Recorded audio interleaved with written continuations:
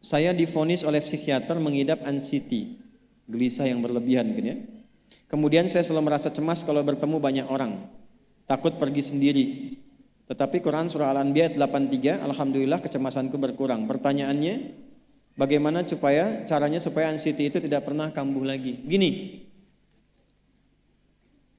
Quran surah ke-51 ayat 49. Wa min kulli syai'in khalaqna zawjaini la'allakum tadhakkarun. Segala hal itu aku ciptakan, kata Allah, berpasangan, supaya engkau sadar cuma aku yang tidak punya pasangan. Sehat lawannya apa, Bu? Sakit. Senang lawannya apa? Sedih. Gelisah lawannya apa? Tenang. Maka kalau ada kegelisahan, kecemasan berlebihan, apa yang disebut dengan anxiety ini, maka cari lawannya. Apa lawannya? Tenang.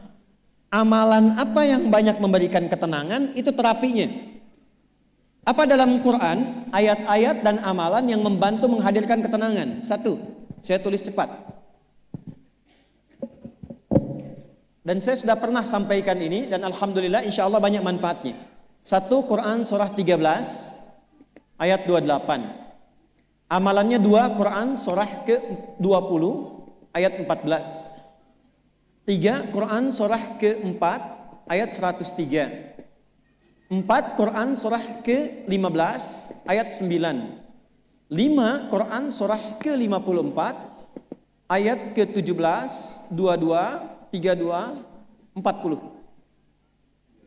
Ini untuk anxiety atau kecemasan berlebihan. 1, Quran surah 13 ayat 28. Perhatikan kalimatnya. Pelan-pelan, Bu. Ibu kalau gelisah, cemas itu adanya di hati atau di fisik?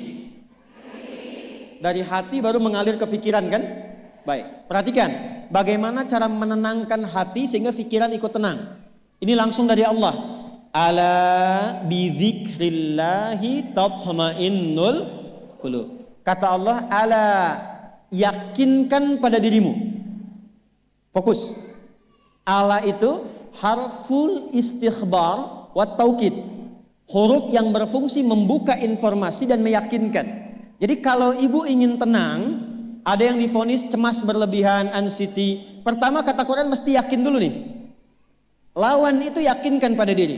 Bidzikrillahi, dengan banyak meningkatkan zikir kepada Allah, tatmainnul qulub, dampaknya ke hati memberikan ketenangan. Jadi rumus cepat menghilangkan kegelisahan, obat yang pertama kata Al-Quran, zikrullah. Apa obatnya? Amalan zikrullah ada 4. Amalan zikrullah ada 4. 1, saya lompat dulu ke yang paling cepat, yang paling gampang, yang paling mudah. Quran surah ke-4 ayat 103. فَإِذَا قَضَيْتُمُ الصَّلَاةَ فَاذْكُرُوا اللَّهَ. Maka jika engkau telah tuntas mengerjakan salat, berzikirlah kepada Allah. Ibu kalau sudah salat ada zikir? Ya? Subhanallah, alhamdulillah, Allahu akbar, astagfirullah, ada itu? Hafal ya? Itu yang paling gampang. Kalau sedang cemas, keluarkan zikir pertama dalam bentuk kalimat thayyibah. Apa kalimat pertama yang dibaca setelah salat? Bukan. Astagfirullah. Assalamualaikum warahmatullah. Assalamualaikum warahmatullah. Astaghfirullah. Astaghfirullah. Astaghfirullah. Allahumma antas salam wa minkas salam. Tabarakta ya dzal jalali wal ikram. Kalau ingin agak panjang, boleh. Ada yang versi panjangnya. Ya astaghfirullahalazim alladzi la ilaha illa huwal hayyul qayyum wa atubu ilaih. Baca 3 kali. Allahumma antas salam wa minkas salam wa ilaika ya'udus salam. Fahayyina rabbana bis salam wa adkhilna al jannata daras salam. Tabarakta ya dzal jalali. Yang pertama versi singkat, yang kedua digabung dengan doa versi panjang. Kalau sedang gelisah, bacakan cepat, tapi harus yakin, karena kalimat Qurannya mesti yakin. Astagfirullah, astagfirullah, astagfirullah. Jangan cuma di lisan sambil ingat Allah. Enggak, ini enggak main-main ya, ini enggak main-main. Jadi begitu sedang gelisah, cemas berlebihan, merasakan cemas, anak gimana belum datang, astagfirullah. Tapi sampaikan ke jiwa, ingat Allah, astagfirullah. Astagfirullah. Sampai terjadi perubahan dalam hatinya, merasakan ketenangan. Astagfirullah, astagfirullah. Kalau itu belum tuntas, ambil wudhu. Amalkan yang kedua, Quran surah ke-15 ayat yang ke-9. Inna nahnu nazzalna dzikra wa inna lahu lahafidhun. Dengan keagunganku aku turunkan Al-Quran itu sebagai zikir. Nah, Quran disebut oleh Allah sebagai zikir. Di antara fungsinya memberikan ketenangan pada jiwa. Ibu kalau sedang cemas, istighfar, masih ada sisanya wudhu, ambil mushaf menghadap kiblat. Baca, Bu. Apa yang terjadi? Nanti akan terjadi Quran surah ke-8 ayat kedua. Saya belum tuliskan karena ini detailnya. Innamal mu'minuna alladzina idza dzukirallahu wajilat qulubuhum wa idza tuliyat 'alaihim ayatuhu zadathum imana wa 'ala rabbihim yatawakkalun. Sepanjang ada insan beriman, kata Allah, dia dibacakan kepadanya Quran atau bahkan dia membaca sendiri, akan ada getaran pada jiwanya, meningkat imannya, tersambung hubungannya dengan Allah.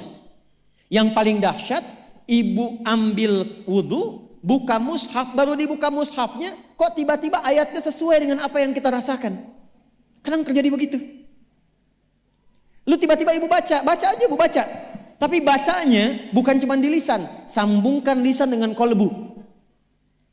Kalau tahu, cari surat-surat yang sesuai dengan kebutuhan. Misal, maaf ya Bu ya, ada yang menganggap misalnya ibu nggak punya kelebihan, ditinggalkan oleh teman, dikecilkan bahkan oleh pasangan sendiri, buka surat Ad-Duha, buka surat Al-Insyirah, 2 aja dulu. Baca dengan tulus, mengalir ke hati. Begitu ibu bacakan Wad-Duha, Wal-Laili idza saja, ma wadda'aka rabbuka wa ma. Perhatikan, rasakan surah itu diturunkan untuk ibu. Karena begitulah cara baca Quran. Kata para ulama, kalau kita ingin merasakan kenikmatan baca Al-Quran, rasakan saat baca surat itu diturunkan untuk kita. Maka cara bacanya akan beda. Wadduha, demi segala kenikmatan yang telah aku berikan kepadamu, seperti engkau nikmat merasakan cahaya duha, aku bersumpah.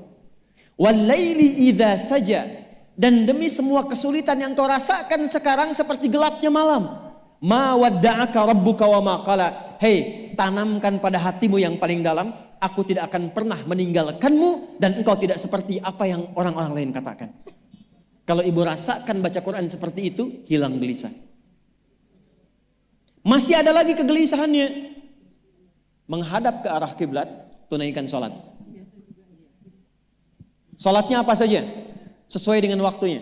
Kalau duha, duha. Kalau nggak ada waktu khusus, ambil wudhu, sholat mutlak. Sholat wudhu. Menghadap ke kiblat. Lalu maaf, saya tutup. Saat sujud, tumpahkan semua kegelisahan itu. Dalam sujud. Tumpahkan semua, sampai air matanya mengalir. Gak apa-apa, tumpahkan semua. Nanti rasakan perubahan yang terjadi setelah sholat tuntas dikerjakan. Karena sholat mengumpulkan semua jenis zikir ini. Istighfar ada dalam sholat? Ada. Ya, ibu ruku sujud baca istighfar. Subhanakallahumma bihamdika Allahumma ighfirli. Subhanallah ada? Alhamdulillah ada? Allahu Akbar ada? Dalam sholat baca Quran? Al-Fatihah itu Quran. Semua ada. Sudah? Yang terakhir, biasanya kalau sudah selesai sholat, ketenangan awal itu muncul. Tapi setelah itu kadang-kadang muncul lagi, kalau belum tuntas semua. Maka praktekkan isi surat Al-Insyirah. Ini penutupnya. Inna ma'al usri, fa inna ma'al usri. Apa artinya insyirah? Insyirah itu suasana hati yang lapang, selapang-lapangnya seakan-akan gak ada beban lagi. Maka kata Allah, kalau hatimu ingin lapang dan tidak pernah merasakan ada beban lagi, maka perhatikan. Alam nashrah. Hei, masa engkau merasa cemas, gelisah dan berlebihan hanya karena masalah yang sekarang kau hadapi? Bukankah dulu banyak ribuan masalah yang telah aku selesaikan? Jadi kalau ibu mengalami masalah sekarang, jangan sampai larut sedih dengan masalah yang sekarang. Yakin dulu pun banyak masalah selesai juga. Alam nashrah. Lalu apa yang harus dilakukan? Kata Allah, seberat-beratnya beban, tanamkan keyakinan pada jiwamu. Inna ma'al usri, semua ini pasti selesai. Pasti ada solusinya. Pasti selesai. Inna ma'al usri yusra itu bahasa singkatnya begini, pasti selesai. Pasti tuntas. Yakin Allah sudah jamin pasti tuntas. Jelas? Jadi kalau sedang punya persoalan, yakinkan pada diri kita masing-masing, ini pasti selesai. Insya Allah ada solusinya. Gak mungkin Allah titipkan kalau saya tidak sanggup menjalaninya. La yukallifullahu nafsan illa, maka lakukan yang ini dan secara kontinu. Terapinya ini aja. Terapinya ini aja. Gelisah lagi, zikir lagi. Gelisah lagi, buka Quran. Sampai itu hilang, tapi itu tidak akan pernah hilang kalau ibu gak yakin bisa mengatasinya. Karena itu hurufnya dibuka dengan ala, yakinkan, itu hilang. Jelas?